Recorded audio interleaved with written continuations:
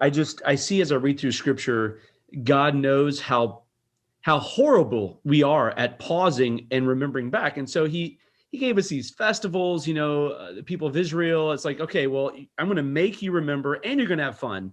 But we just don't do that naturally. Most of us at least pause and really reflect back and see his signature over the course of time. And so I asked them, hey, where have you seen God in 2020? What have you learned about or been reminded of who God is in 2020? His identity, right? I am. I am that I am. And so I'm just going to ask you both, what have you learned or been reminded of about God's identity in 2020? It's interesting you said the word pause, because I think 2020 has been a great pause for the world. In the book of Matthew, when Joseph was going through this dilemma of what he should do, finding out that his fiancée was now pregnant. Yeah. And he's going through this dilemma of how he's going to quietly divorce her. And it was during a pause, during his deliberation, that the angel spoke to him.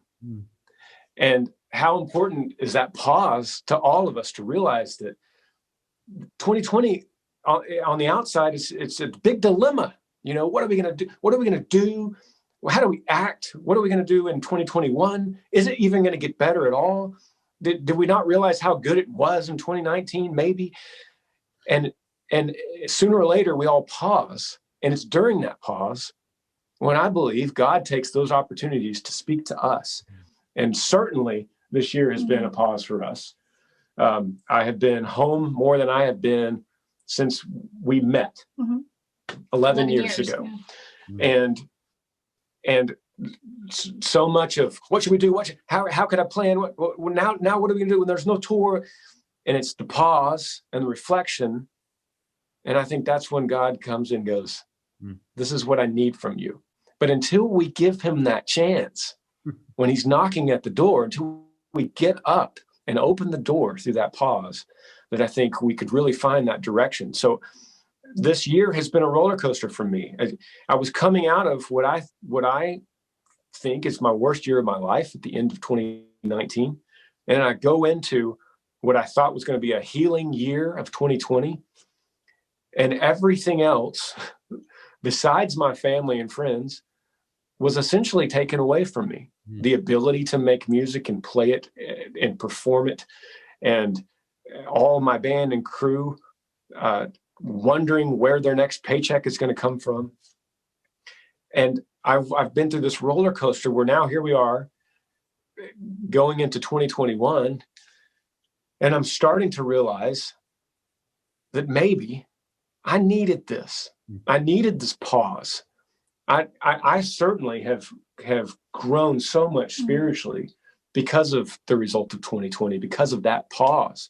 And I believe, and I've said this in different platforms of mine, but I believe the world is going to realize that came from 2020, that this innovation came from 2020, or this line of thinking, or this patience that I learned through suffering came from 2020. And we'll forever talk about that. We might, 10 years from now, I think we'll go, where did you come up with this idea? In 2020, when I had time to sit down and think about it all. And it's hard to think about that in the middle of the suffering of what that year was to us.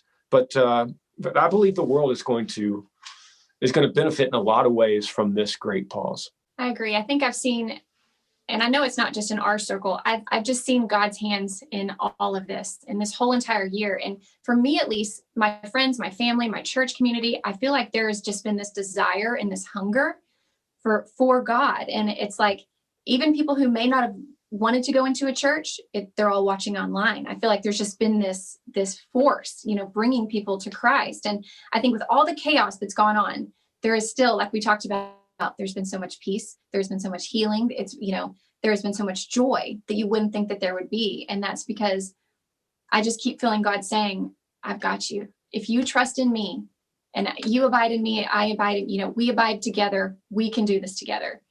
And I just think that's what I've seen. And we have a choice. All of us have a choice to to decide that that's the result of 2020. Mm. We could decide that just as we were with River, we could decide this is a freak accident. This has no meaning. This was a strike of bad luck for us. This was a terrible event for all of us. Or we can go, I think there's more to this. I think that there is a greater story that is being written.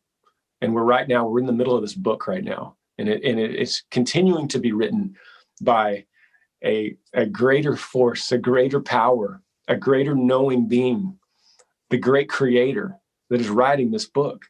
And when you make that choice, when you put yourself in that mindset, there's that peace. Mm-hmm. There's that peace of going, oh yeah, I'm a passenger. I'm not driving. I'm not driving this. I'm a passenger.